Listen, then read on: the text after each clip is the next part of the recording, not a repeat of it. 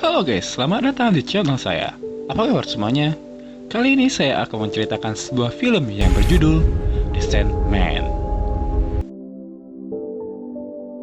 Semua diawali dari dunia di mana semua mata terjaga. Tanpa disadari, terdapat dunia yang berada di saat kita memejamkan mata atau tertidur, yang disebut dunia mimpi. Di sini kita dikenalkan dengan Morpheus, si Raja Mimpi, yang bertugas untuk mengendalikan mimpi agar manusia tidak dikuasai oleh mimpi dan tidak dimakan oleh mimpi buruk itu sendiri.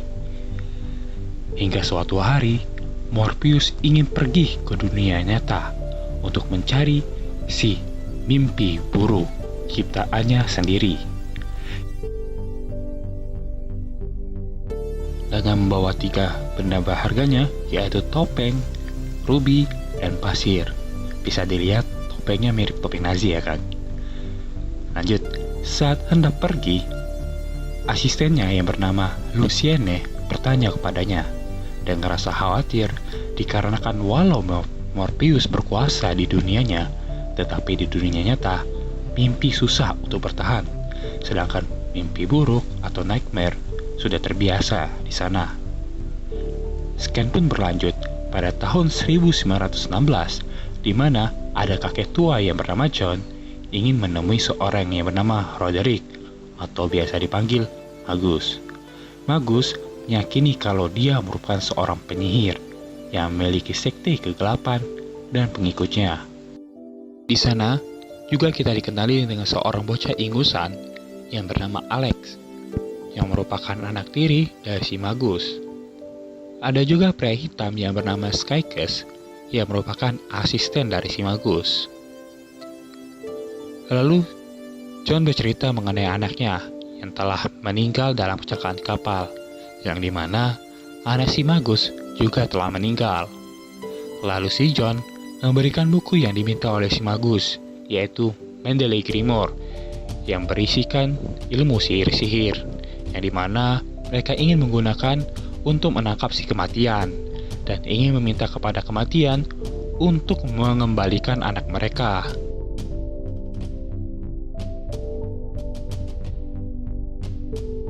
Ritual pun dijalankan pada malam hari di bawah tanah rumah si Magus. Saat si Magus membacakan mantra, di saat yang sama di Berlin, di mana mimpi buruk tertangkap basah oleh Morpheus sedang membunuh orang demi kesenangannya sendiri.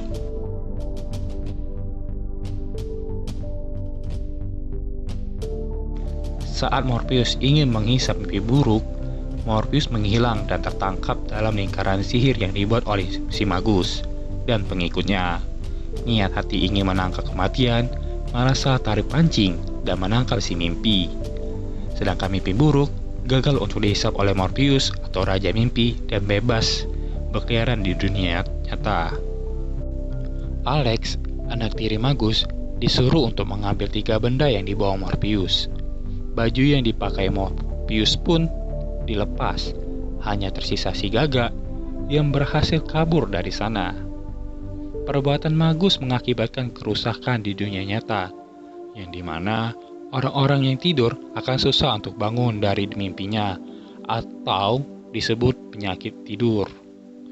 Esok paginya, rumah Magus kedatangan si mimpi buruk, yang bermaksud untuk membantu Magus menahan si mimpi atau Morpheus, agar dia bisa bebas berkeliaran di dunia nyata, dan memberikan masukan agar Morpheus tidak bisa keluar dan kembali ke dunia mimpi.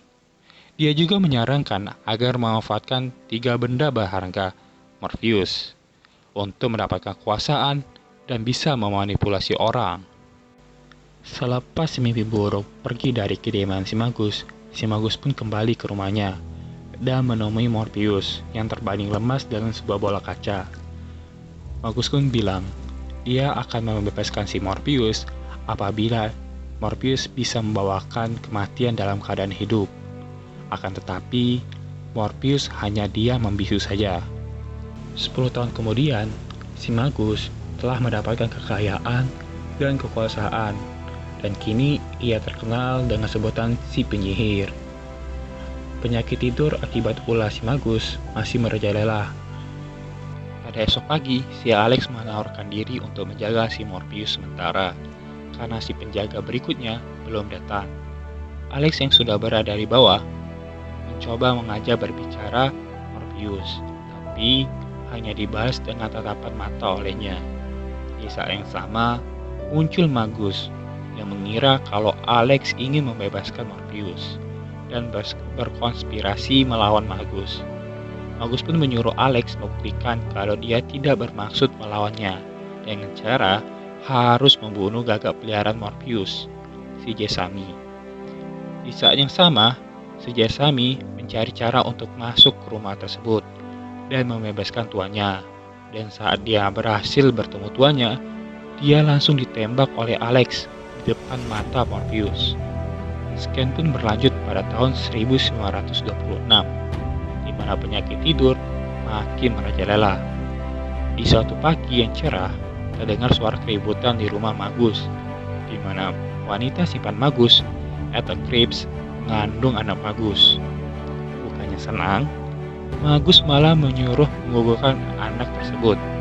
Karena tak mau menggugurkan anak tersebut, wanita itu pun kabur dari rumah tersebut dengan mencuri 3 benda berharga Morpheus, buku sihir, dan uang. Magus yang kesal dengan hal itu langsung menemui Morpheus dan meminta sebuah hadiah jika ia bisa membebaskannya. Tetapi sekali lagi, Morpheus hanya membalas dengan tatapan mata. Magus tambah kesal, dan Alex mendatanginya, bermaksud untuk menenangkan Magus. Tetapi malah dianggap menjadi anak tak becus, sehingga terjadi percekcokan antar mereka, yang membuat kepala Magus terbentur bola kaca dan meninggal. 9 bulan kemudian, anak dari Ethel Krebs lahir dan diberi nama Johnny. Scan pun beralih, di mana Alex yang telah menjadi pemilik rumah telah memperkenalkan Morpheus sebagai tawanannya kepada Paul. Paul dan Alex bermaksud membebaskan Morpheus dengan syarat tidak boleh membunuh mereka berdua. Tapi sekali lagi, Morpheus hanya diam membisu. Scam berlanjut lagi ketika Alex dan Paul sudah tua dan Morpheus masih ditawan oleh mereka. Saat Alex dan Paul pergi naik di atas kursi roda yang dikenakan oleh si Alex, kursi roda itu pun menghapus sedikit lingkaran sihir sehingga membuat Morpheus bisa keluar dari rantai bola kaca yang mengekangnya selama ini.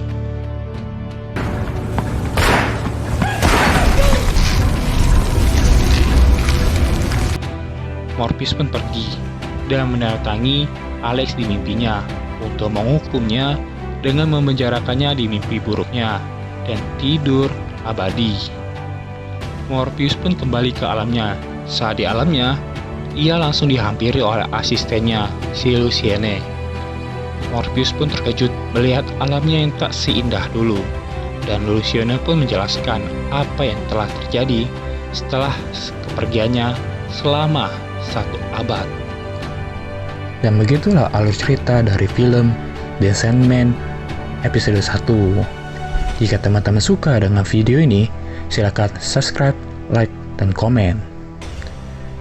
Dan sampai jumpa atau bertemu kembali.